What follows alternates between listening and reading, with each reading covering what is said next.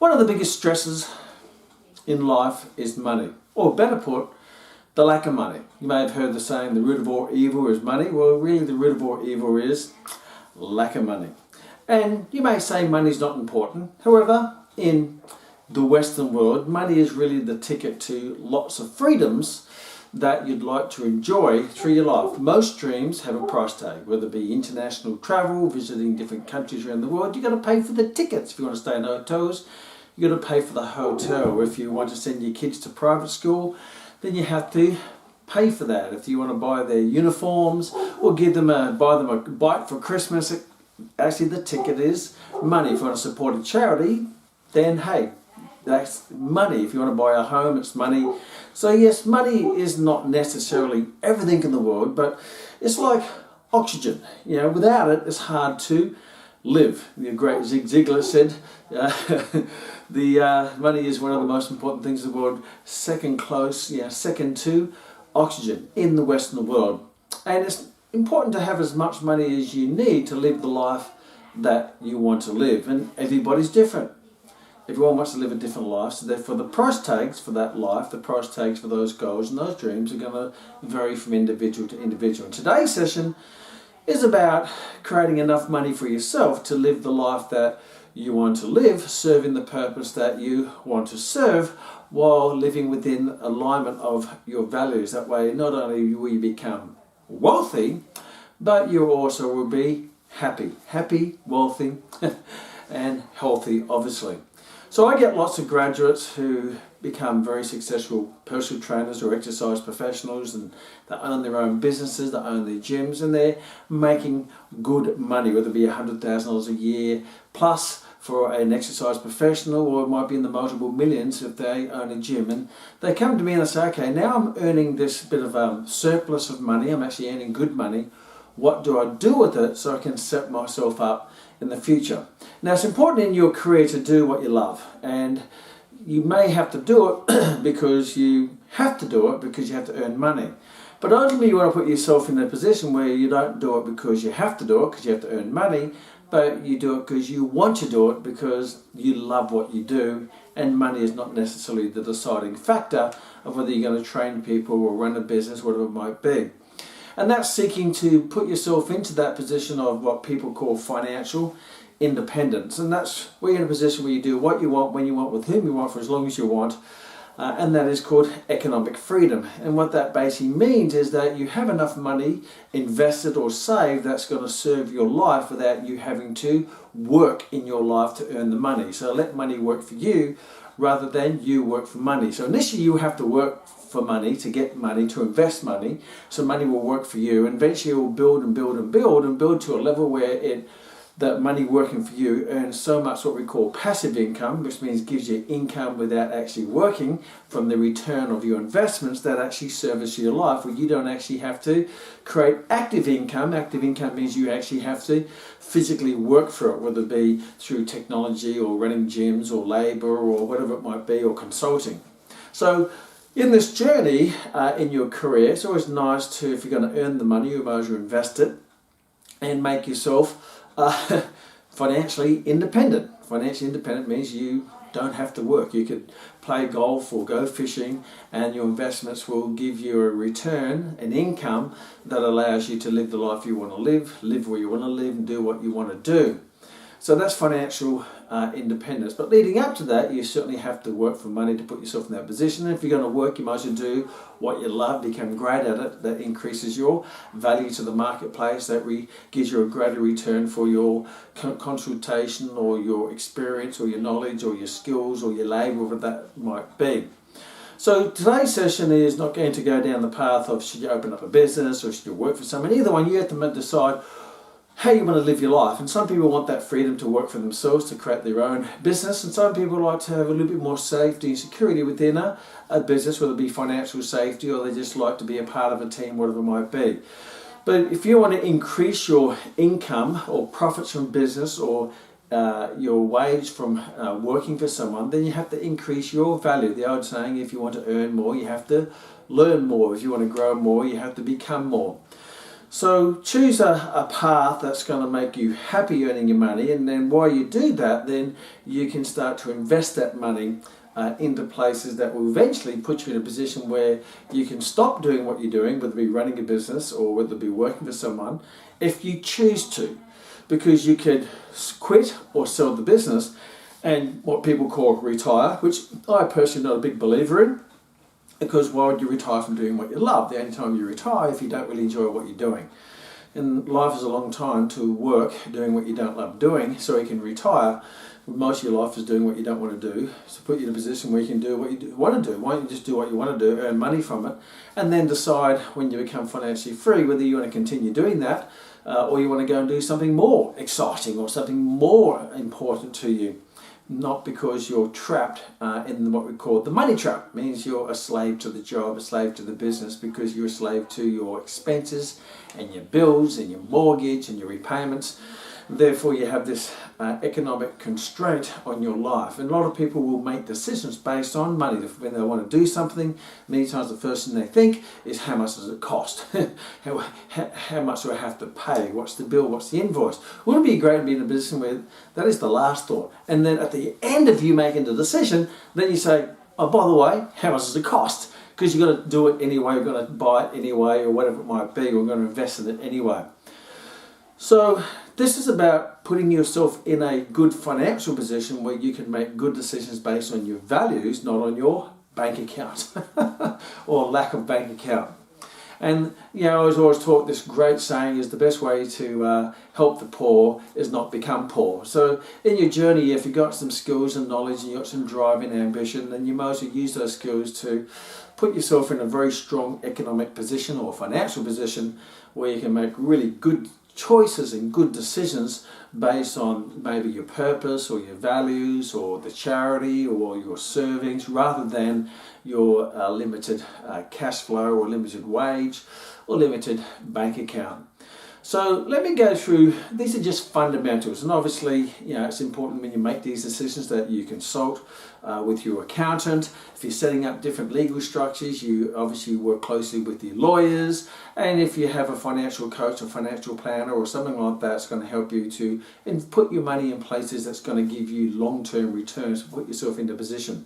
What's important is not to compare yourself to other people. That's a dangerous place to be, because then you think the grass is always greener on the other side, or someone else is doing. Now, one thing I've learned is most people, when you look at people, they're not doing as well as you think they are, and they're doing as bad as you think they are. So many times you don't really get a full picture. I've met people who on the outside look very rich, but when you get to know them, they're not in that position. Or then I meet other people who don't look rich at all, but actually they're quite rich. So don't do this thing of keeping up with the Joneses. What the neighbours are doing. They got a new car, I'll get a new car. Or they got that, I have to do it. They got a Louis Vuitton bag, I have to buy a Louis Vuitton bag. What's important for you is to to design your life around how you want to live your life, and what's important to you, because you're the one who have to live in your life 24/7 in the ocean of your own thoughts.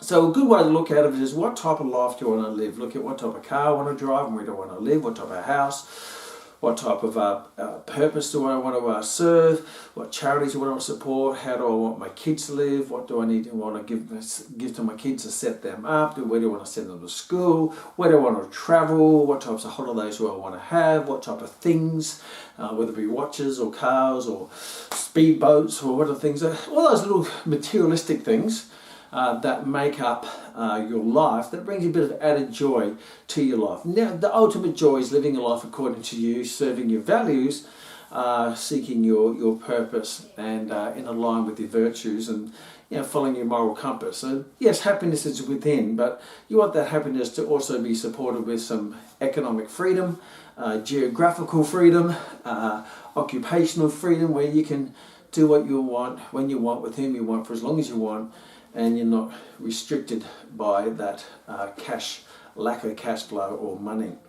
So the first thing to start is get a picture of how you want to live your life, not now, and as you're progressing to that ultimate place where you want to be when you're in 5 years' time, 10 years' time, 20 years' time in retirement. And then you can start to say, okay, this is a lot of people in life, they get a job, they get a wage, and they design a wage around that. They design a life around that wage. That's how they do. They get a job, then they wait for the pay rise, and they get the pay rise, and they expand their life a bit. You know, they buy a nicer car, or they might do a bit more of an exotic holiday, depending on their wage. Where, how about reverse engineering it? Is look at where you want to be, what type of life you want to live, what would be the dream life, where do you want to, what freedoms do you want, what things do you want, what people do you want, and then look at that picture, and then now say, now what do I have to do to set myself into that position? Do I have to, what type of job, or what type of career, what type of business, what type of skills, what type of knowledge do I need to acquire to be able to put myself into that position? And that's going backwards, what type of life I want to live, and then come back to now says what are the steps I have to build to get there. For those, those people who fail to plan the fail. So you have to have a basic plan. And that plan will always go left and right and up and down, but the plan will give you that compass that you can come back to when things push off that course. And then you can make some good decisions, and then most importantly you can decide what you have to learn to become that person that deserves that life, and deserves those things, and deserves that freedom. Because anyone who puts himself into a financially free position, or a wealthy position, or a financially rich position, then that doesn't happen unless they inherited it. But most people, they worked hard to get there, and they worked hard doing it their way. You have to design your way. Don't copy other people. Create your own path, because if you copy other people, you won't be as successful as them, because you're always going to be a version of them, not the potential that you can possibly be.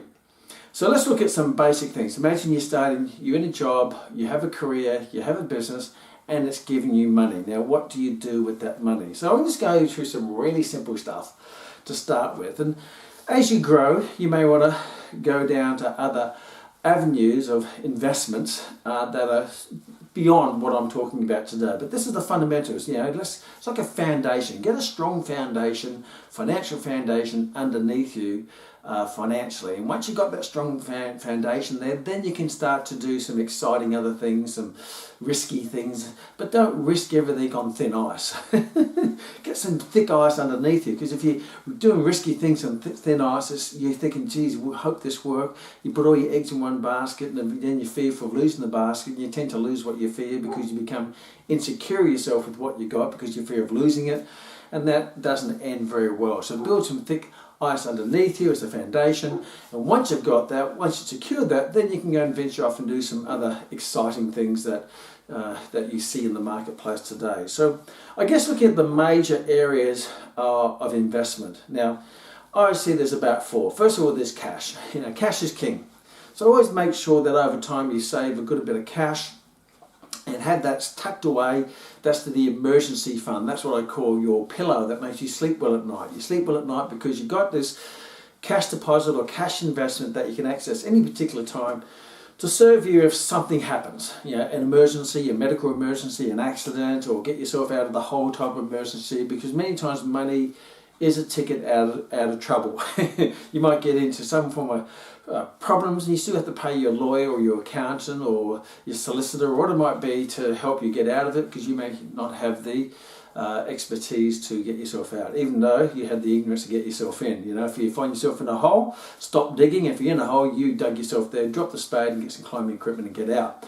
But cash is the first one, but cash in itself doesn't give a great return. If anything, cash depreciates with time, with the increase of inflation. Now, over time, over long periods of time, inflation is around about 5%. So the value of the dollar decreases over time, about 5%.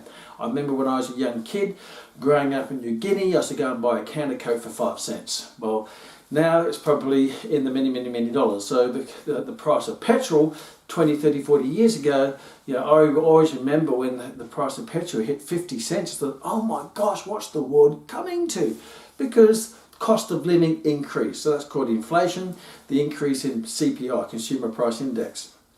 So if you have all your money in cash and nothing else, and you haven't got invested, if it's under the pillow or under the bed or dug in a hole in the backyard, then you're actually losing 5% of that money every year on average. I know it goes up and down, but on average 5%. So yes, have some there, and if you're going to have it, put it into an account that gives you an interest return. Where the banks will have sort of high interest accounts, and that's what you have to explore with the bank, and what's the best place to put it. where it's safe and secure, and you're going to have an interest return on it that's going to at least minimize that devaluing of the dollar over time. But don't put all your eggs in that basket, because then all your eggs are going to depreciate.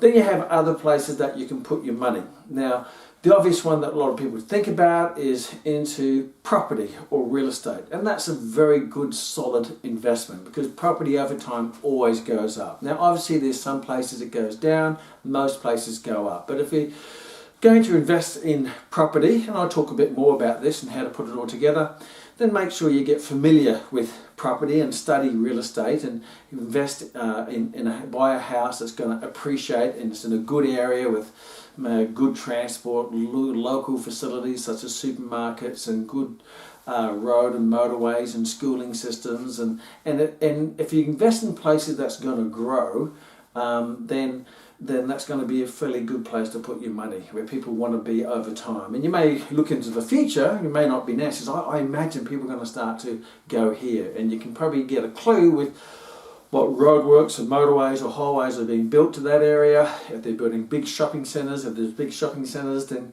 those people have done their research. They're not going to build, hundreds of $1 million shopping centre if there's not going to be anyone there. So you can actually see what's happening in the future by looking at other industries or what's happening in that area. So real estate, obviously your own home is a good investment, because ultimately it's always good to have somewhere to live. And then you can venture out and start to buy investment properties, where you live in your home and you buy another investment, someone rents it, you get a return on the rent, plus you also get a capital growth in the property. It means the value of the property goes up over time. So when you invest, you have two ways to grow your wealth. Number one, the increase in capital of the asset. The asset means that's the home, and that is an appreciating asset where the value goes up, and if that asset gives you a rent, a return, what we call a yield, then that's extra bonus on top. So ideally in property, you may be seeking 5% return on the property. So if you're paying, do nice round numbers, if a property is $100,000, 5% return means you're getting $5,000 rent from that $100,000. Plus the value of that $100,000 in over time may go up in value. Next year it might be worth $107,000, then it might be worth $120,000. If it booms, it might go to $130,000. Where I live right now, a lady bought a property just across the road. She paid about $650,000, and she sold it just the other day. She bought it about 12 months ago, and she sold it just the other day for $1.3 million. Now, that's not normal, and don't get greed get hold of you. Ultimately, property will grow anywhere between, on average, around 7% over time. But there will be places where it booms for whatever reason. But for every boom, there's going to be a doom. The marketplace always does that. So be very careful that you don't make long-term decisions on short-term emotions such as greed and money hunger. So you want to have a long-term investment plan. So property is always going to go up. Always has, and I've made lots of money myself through the increasing in the capital wealth, capital value of property.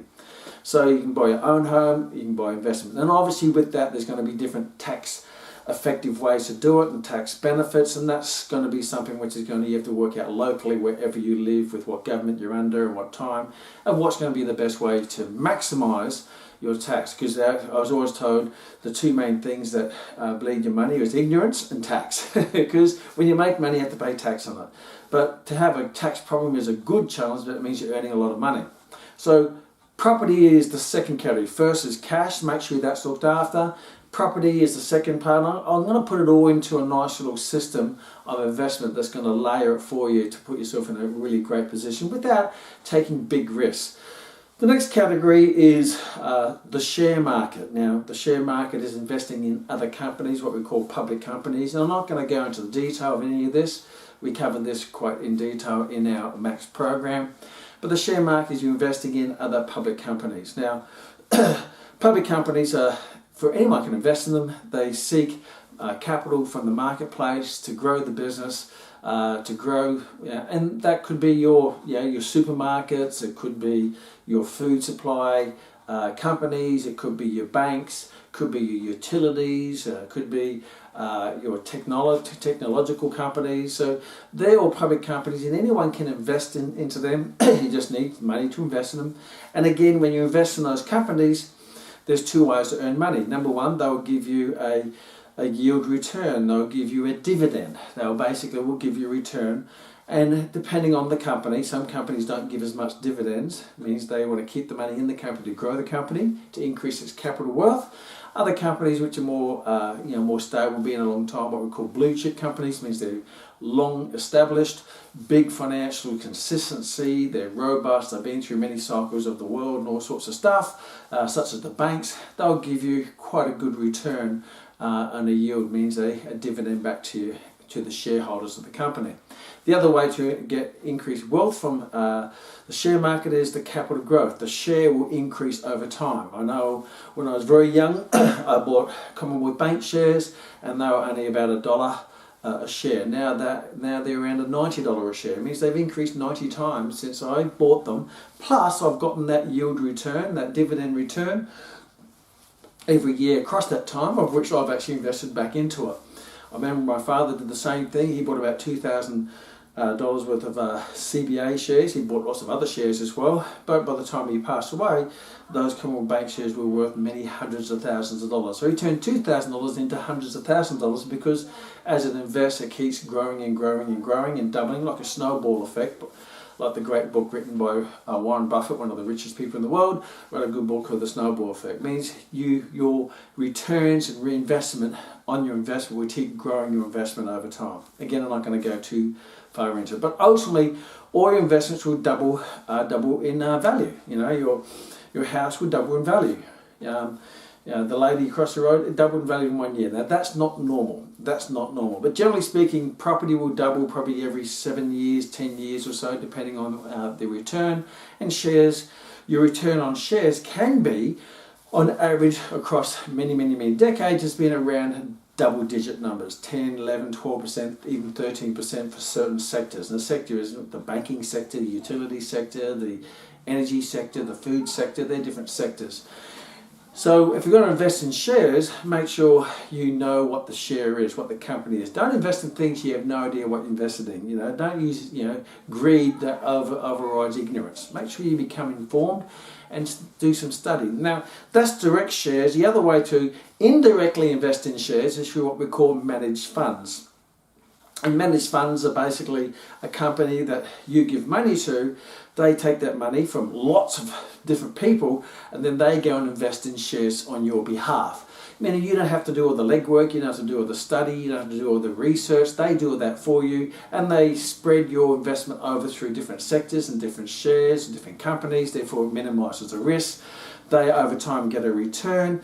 They take a little fee for their service, and they give the return back to you. And that's probably a nice, more passive way to invest in the share market, because you don't have to do the research, and you don't have to study that bank or this business or that technological company or whatever. I'm not being too specific with names here, because names will change over time. Companies who were around 30 years ago is no longer here, and there's companies here now that weren't around 5 years ago.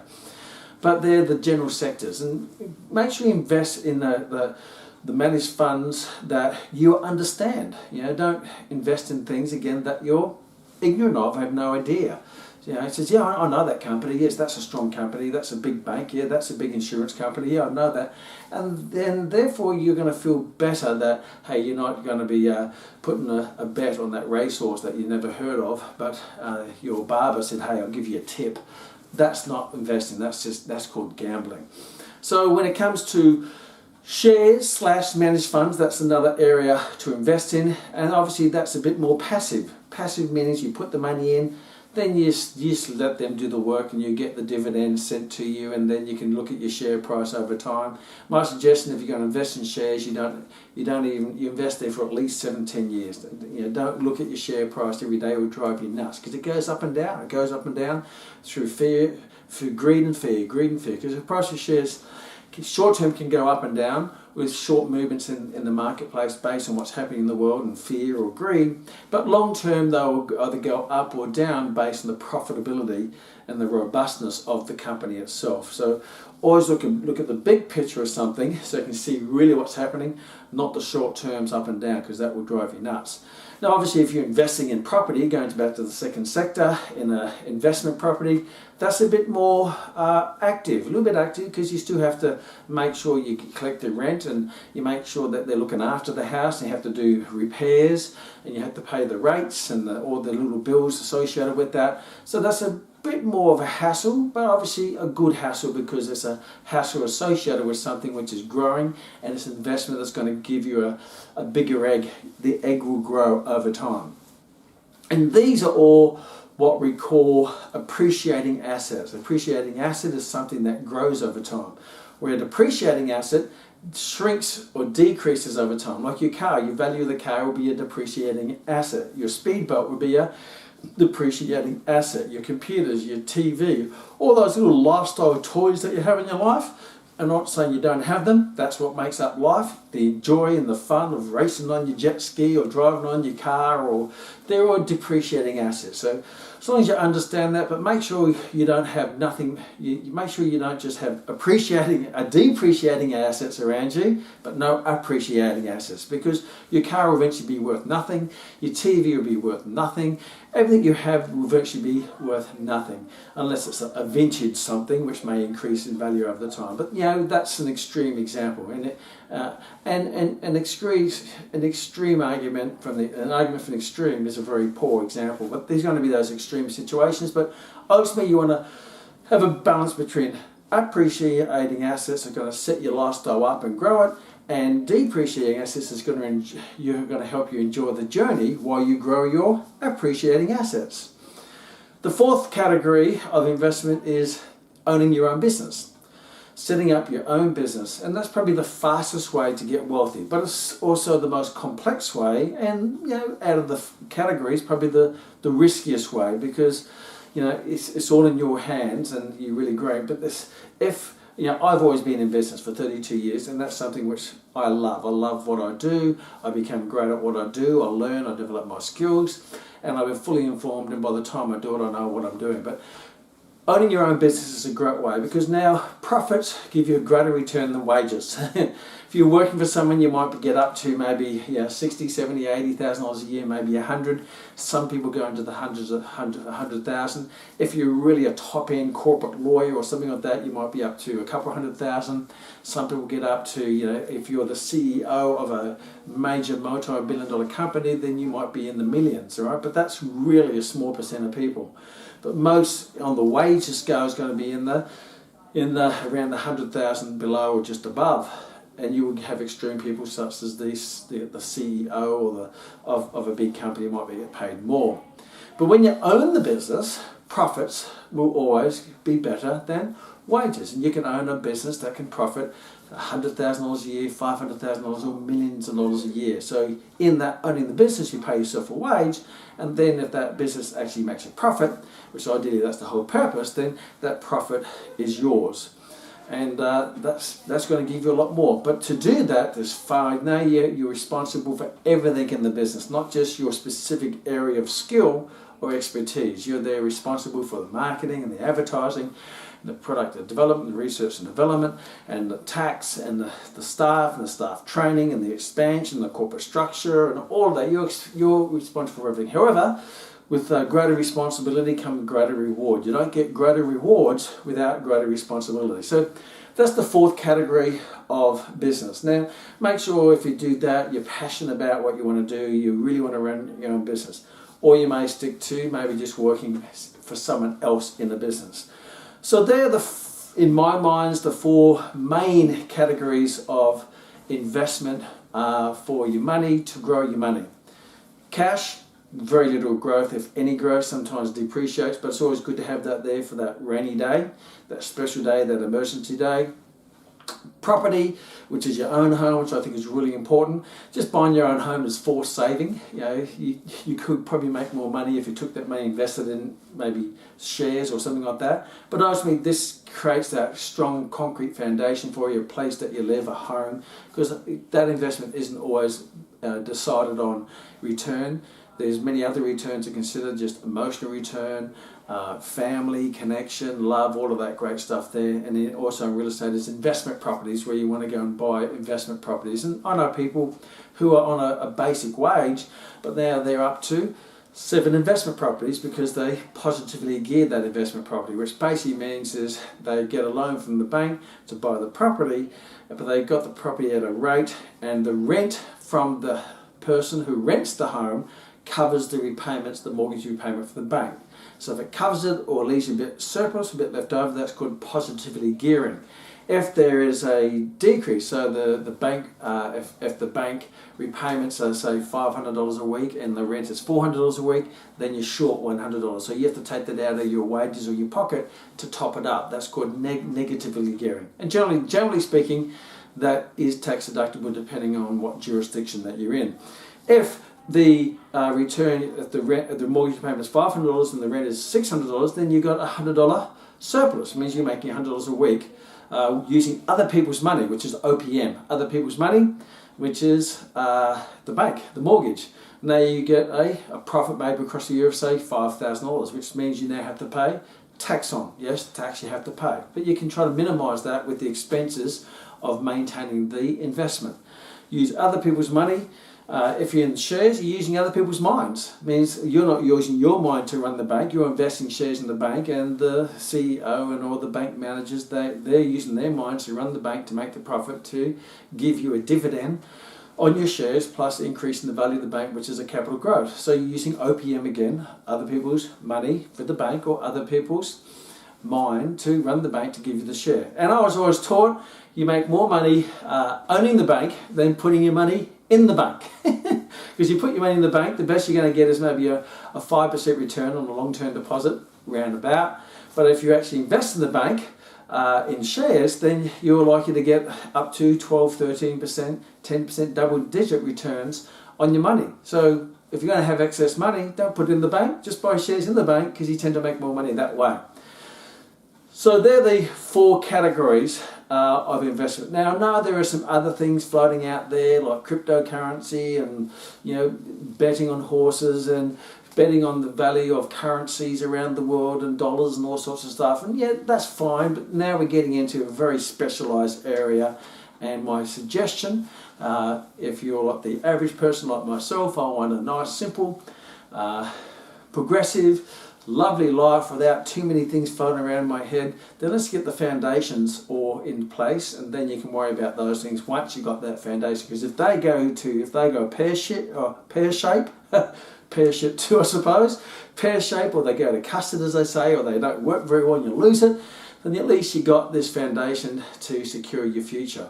So that's all what we call icing or cherries on top, or these other things, but get the foundation right. So I like to suggest that you have plan A, plan B, and plan C. And don't go to plan B until you've established plan A. And don't go to plan C until you establish plan A and B.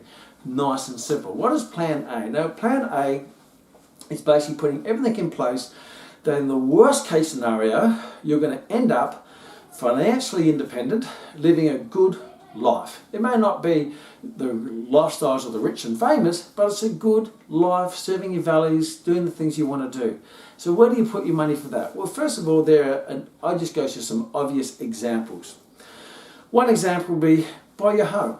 Buy a house for your home and pay it off, and then secure it and get it paid off. So over time, buy your home, set up the mortgage repayments, and pay your house off. Because at least, no matter what happens in the world, you got somewhere to live. And really appreciate that, because there's so many people in the world who are homeless, so many people who can't afford homes. So save your pennies up, work extra hours, do 2 jobs, do whatever it takes. But eventually you want to own your own home. So buy a home, you pay it off over time, whether it be 20 years, 25 years, 30 years, and in the worst case scenario, in 20, 30 years down the track, you own your home. and then, hey, you're secure. At least you got that. You got somewhere to sleep, somewhere to raise your family.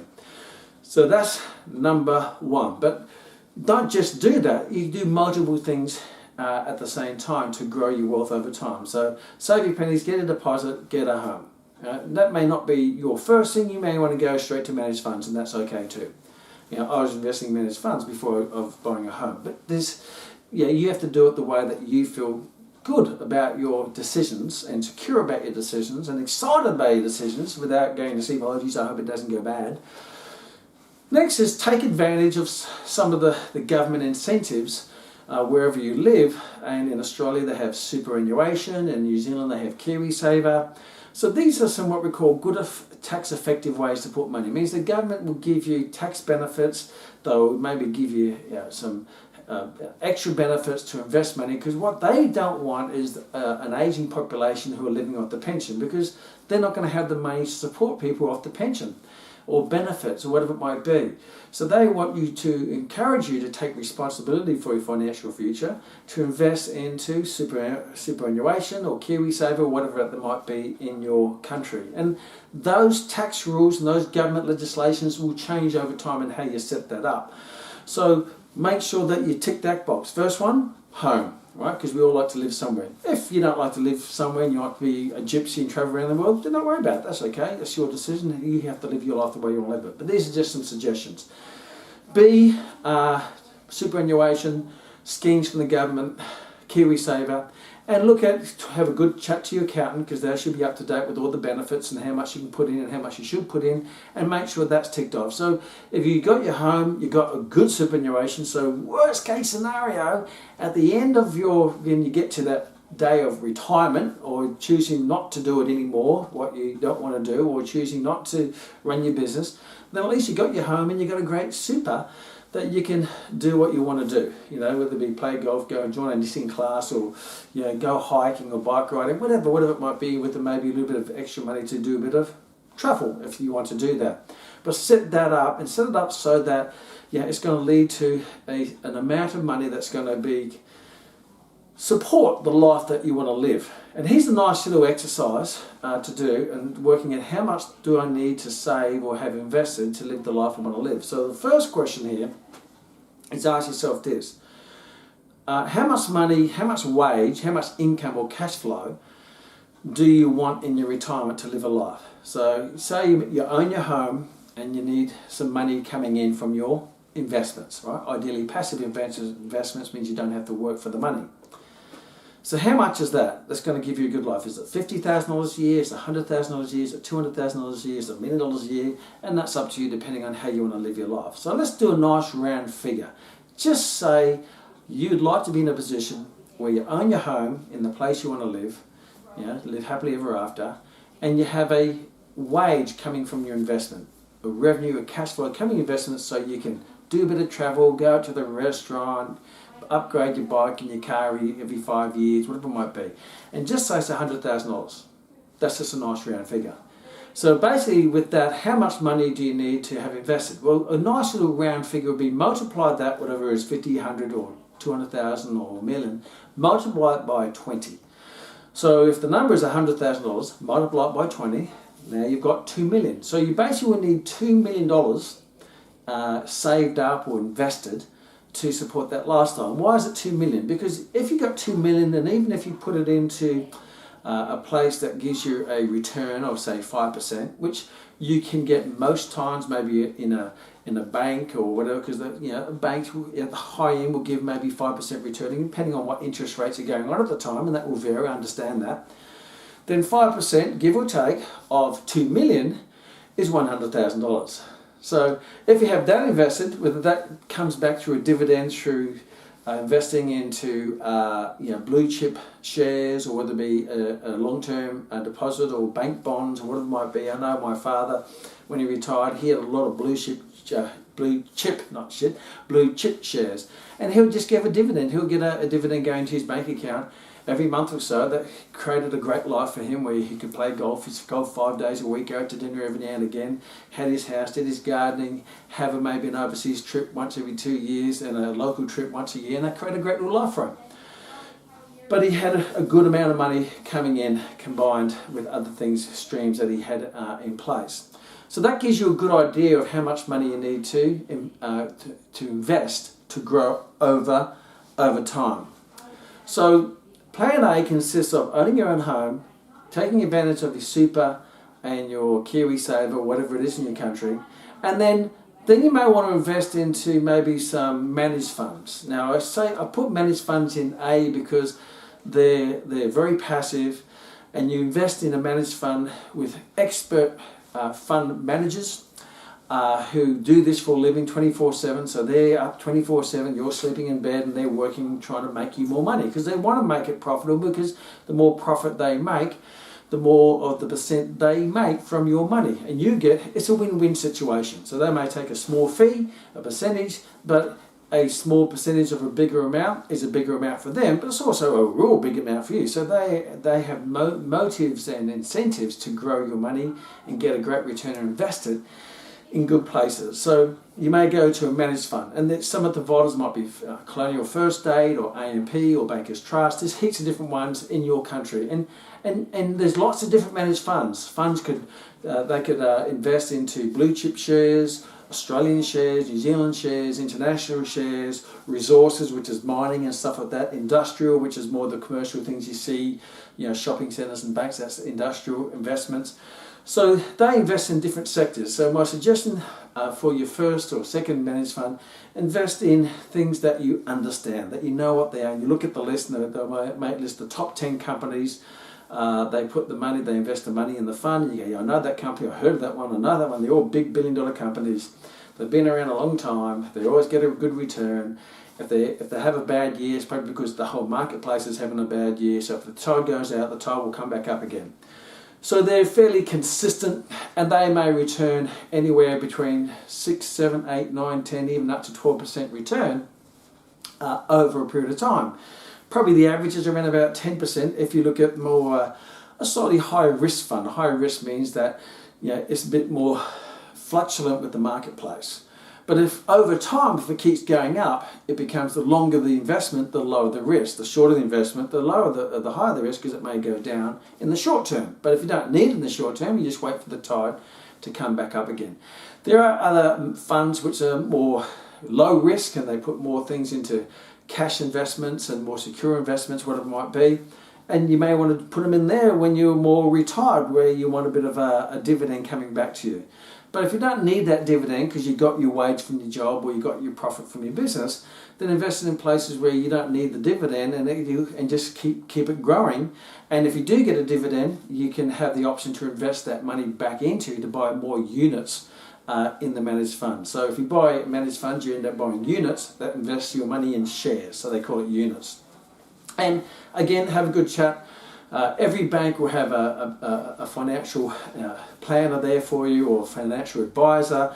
Go to your accountant, and also do your own research. I've made the mistake in the past where I've actually just relied too much on my financial planner, advisor and accountant, and I've actually lost a fair bit of money through poor decisions. And I don't look, being fair, it wasn't entirely their decision. There were lots of reasons why they suggested that. I can see the reasons, but maybe if I did a bit more investigations in research, I may not have put as much money into those investments. So I've learnt from my mistakes, and I'm passing that on to you today, which is the lesson. So in the plan A, your home, super, KiwiSaver, and maybe some managed funds. And I just use them because they're easy, they're not hard. You can actually, the beautiful other thing with managed funds is you can liquidate them anytime. It means you can cash them in anytime. Just press a button, liquidate, boom, within a couple of days the money's back in your account. You can't necessarily do that with a home because you actually have to sell it. But yeah, liquidity means that you can cash them in very, very quickly.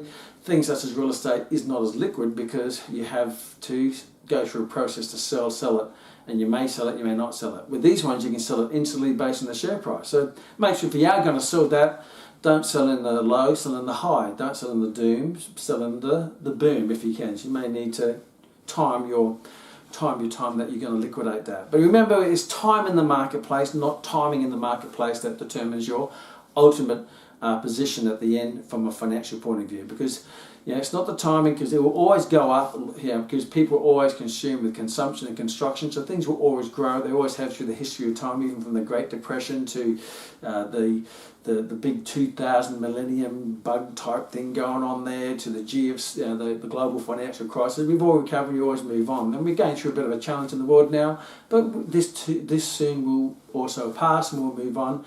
And we'll go back to being what we do best as humans, is we like to make and create and construct and consume things. So that is plan A. Plan B, once you've got all that in place, then you know that the worst case scenario, by the time you retire, you own your own home, you may have your $2 million worth of investments, you're earning $100,000 a year, living a great life, playing golf, doing some fishing, doing some knitting, bike riding, doing an overseas holiday once every 3 years, some local holidays, and living just a great cruisy life in the place you want to be. Okay, you may not have a private jet, you may not have Italian marble driveway, but ultimately, as the great Warren Buffett says, the greatest investor of all time, read his books, he's a very wise man.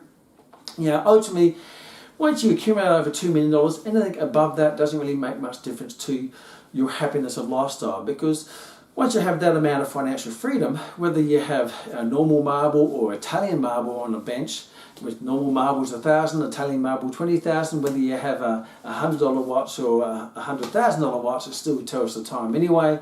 So anything beyond, his suggestion is 2 mil, which I can see why that would be the case. That would give you $100,000 worth of wage. That would give you a lifestyle.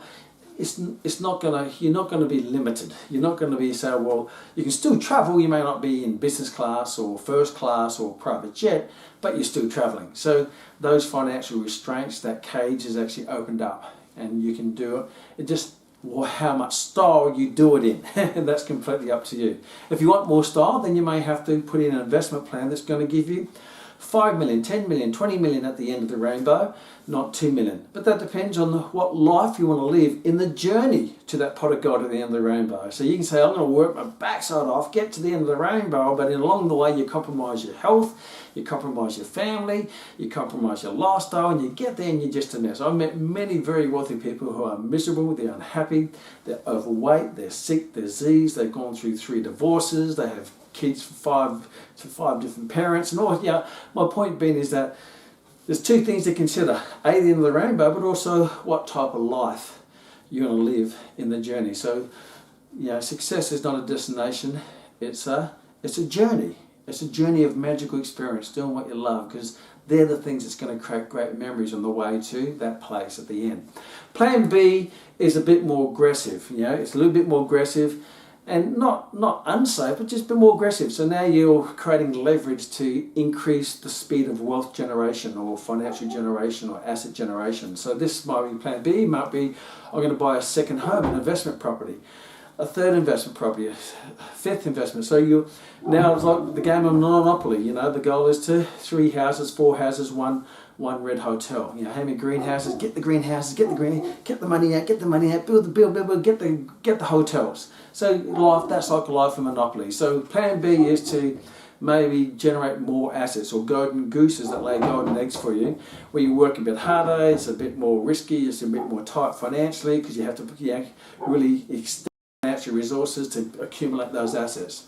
So that might be investment properties in real estate.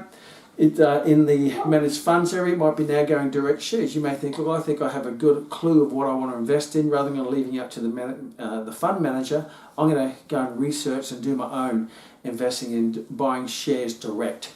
It means you're going to study and research the different companies, whether it be the technological companies, resources, whatever, and you think that you're a bit of a share guru type thing because you just watch Wall Street or something like that. And that's perfectly fine, but that's plan A. So even if those things don't work, when you get yourself into trouble and you're in a bit of financial, you still got A all set out. You still got the pot of gold. You're not negotiating or risking that ultimate pot of gold at the end. You're just getting some more pots of gold on top of it. So that's going to be plan B. B is 2nd, 3rd, 4th investment properties. Again, you have to do your research. You have to get some good people around you, use other people's minds, get a mastermind group around there to help you. You can study everything these days. You can go direct shares. You may start to leverage them, where you can actually get the resources where you borrow money to invest in shares and you pay the interest of the money, but the return on the shares pays for that. So there's lots of different ways to leverage that. And obviously in B is also building your own business, because that's more laboursome and it's 24/7, you're thinking about it, your ultimate responsibility, but you've got great opportunity to make a lot of money out of your own business, whether that's the business in the food business, the restaurant business, the fitness business, whether it be the banking business, the mortgage. One of my neighbours, he's just gone into business where he's a mortgage broker now, so he runs his own business, but he's up late at night. Before, and he was working for someone, sleeping at night. Now he owns the business, up late at night, working for someone, sleep at night, own his business, up late at night. But now he's making more money, but he's got more hassle. He works harder, he works longer, but he loves what he does, and that's setting himself and his family up with his young child up for greater financial opportunities in the future. He realised that. And he's a hard worker. Before, when he was working for someone, he was also driving an Uber. So he's not short of good work ethic. But now he can apply all that work ethic to his own business, to grow the business, to get a great wage, plus lots of profit, because that's where the money is. Profits is better than wages, as the great Jim Rohn, one of my favourite business philosophers, says. So building your own business, and then how big you grow that. You may build that to, a nice business turning over a couple 100,000, a couple mil, 20 mil, 200 mil, whatever it might be. And I know people who've started with a little business and now they have a business turning over 50, 60 million dollars a year, making profits of, $5, $10 million of profit. Now you can't earn that on a wage, but you can earn that growing your business, where you're growing the business where it makes great profit. You're leveraging it, whether it be leverage of technology online, or leveraging it through multiple sites, or leveraging it through lots of staff working for you.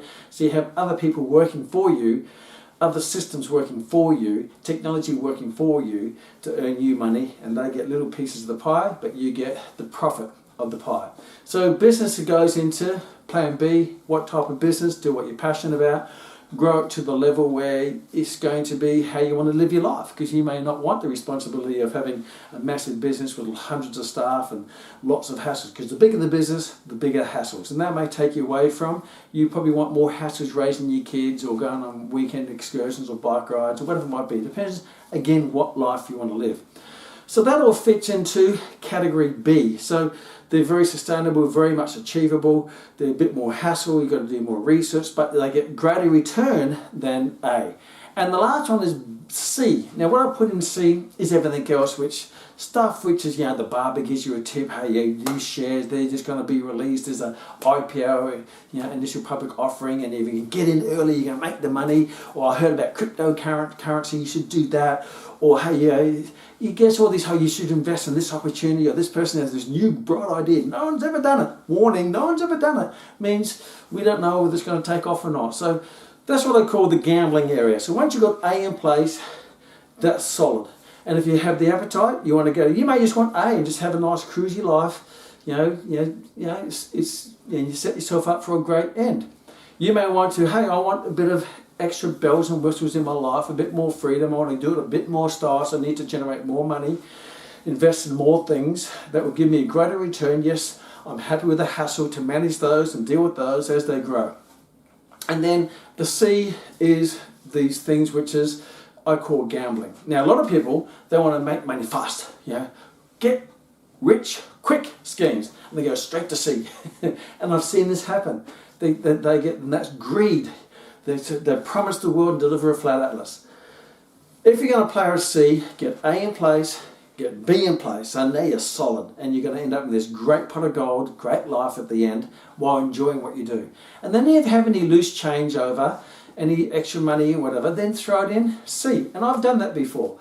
I've thrown it, I've thrown money, and we've made some money, but we've lost a lot of money too. But if you lose it, it doesn't break you, because you've got A and B in place. So when you go invest in C, only invest in C investments that you're happy to lose. That if you lose it, you wouldn't make any difference.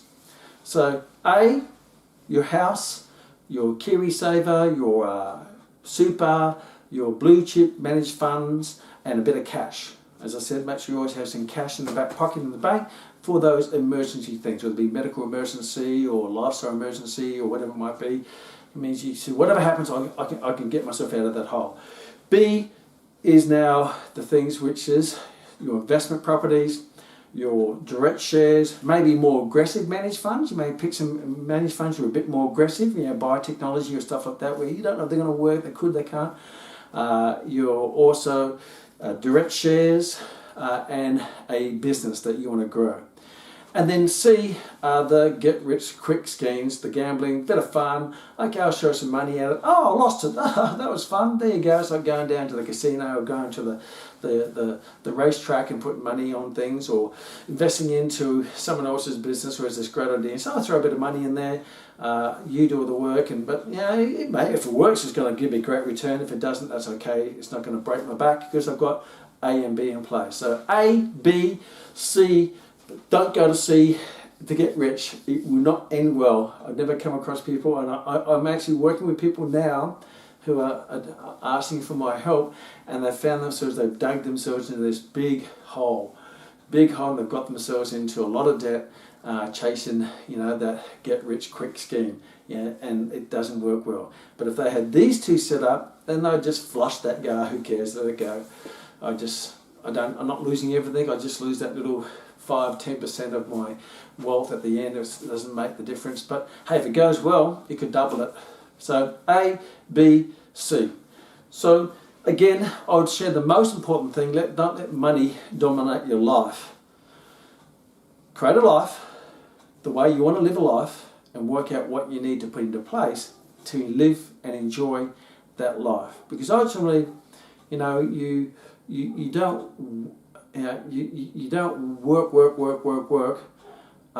for life. You want to live a life while you're working, doing what you love, to generate enough money to serve your life, serve your purpose, serve your family, serve your hobbies, serve your recreation, serve your travel.